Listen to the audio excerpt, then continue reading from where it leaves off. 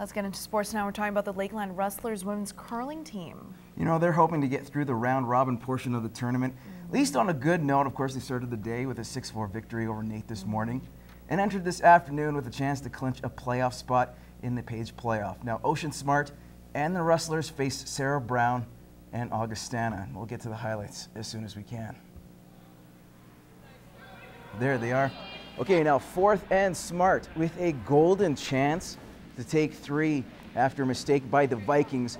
She would need to draw to the 8-foot and count them. 1, 2, 3. Lakeland would lead 4-1 at that point. So next end, Brown line 1 drawing to the full 4 to pick up her deuce. Rustlers lead now down to 1. Fifth end, Smart in a bit of trouble, facing 2 Viking stones. Draws, well, it'll be a little short.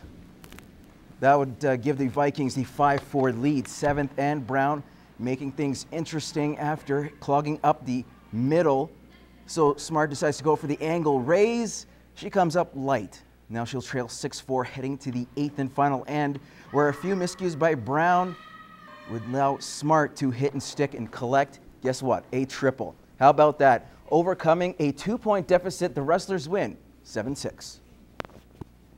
Yeah, got lucky there. We got a break, so we just had to jump on that. But ideally, we'd like to be ahead coming home, but we did what we could. It's what you have to get used to. If you want to be a professional curler, you're going to have to make these shots, so might as well start now. We like to keep it loose and just try and get everyone's spirits up during the game. If I'm down, my team brings me up, so that's just what we try and do. Well, we got to keep winning, so we're still in it. We have to keep it focused.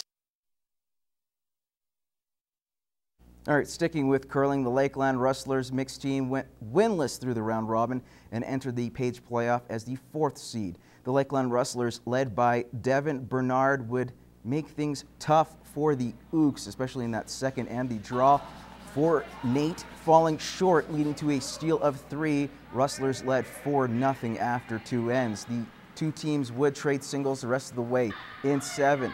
Barnard gets past the guard and up the top and comes in with a nice double takeout. That made it 7-3 in 8. One last attempt by the Ooks, but no luck. Handshakes all around. 7-3 would be the final. Well, that big 3 was nice, and it really helped us out. And it'd be nice to come home with a medal. Kind of first year doing this, it'd be kind of nice coming home with a medal.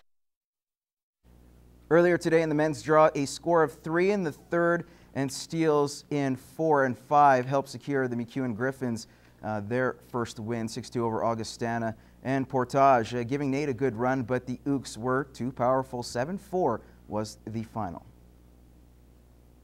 The Lloydminster Bobcats can rest easy for a few days, that is. Last night's win against the Grand Prairie Storm clinched home ice advantage for the opening round of the playoffs. Timely goals and good goaltending was on display at the Civic Center. Austin McDonald would open the scoring on the power play in the second period, while Tyler Coons and Patrick Geary would add the go-ahead goal and insurance marker. Sean Kuhn was between the pipes, making 23 saves. None more impressive than this sequence. Absolutely dynamite. The loss officially eliminates Grand Prairie from the playoff race. Head coach Gary Van Herway very proud of his guys, needing to buckle down when they needed to. They're the type of team that they're on their last leg here, trying to stay alive in the playoffs. And the last thing you want to do is be going in third period tied with them or giving them that opportunity. So we had to figure it out between the second and third and come out with a little bit more energy, which we did, and found a way to put a puck in the net and then get that third securing one. So all in all, I thought both teams played real hard and kind of a seesaw battle, considering they were playing for their lives and we're still trying to secure that third spot. It's good to have a challenge before playoffs. You don't want many blow games. You can kind of get used to the speed and the atmosphere of a playoff game. It's going to be huge to get full 60-minute games going into playoffs, because that'll get us, you know, the momentum to keep going through playoffs. So that'll be huge. Hopefully we can keep that going. Well, those same Storm will head to Bonneville now to take on the Pontiacs. The Yaks sit 3 points back of 4th place Sherwood Park in the North Division. RJ Lalonde Arena at 7 o'clock. The Lakeland Rustlers women's volleyball team is hoping to make a second straight trip to nationals. Well, that was dashed yesterday following a straight sets loss to the #1 ranked Red Deer Queens. Today, the Rustlers were playing for pride as they faced King's College. Now, led by the 2013-2014 All-Conference player Ashley Lang. First and foremost, congratulations to her.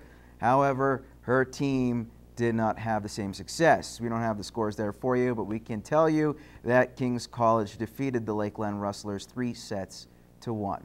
Now, moving on to college hoops, the Lakeland Rustlers men hope to make it to provincials.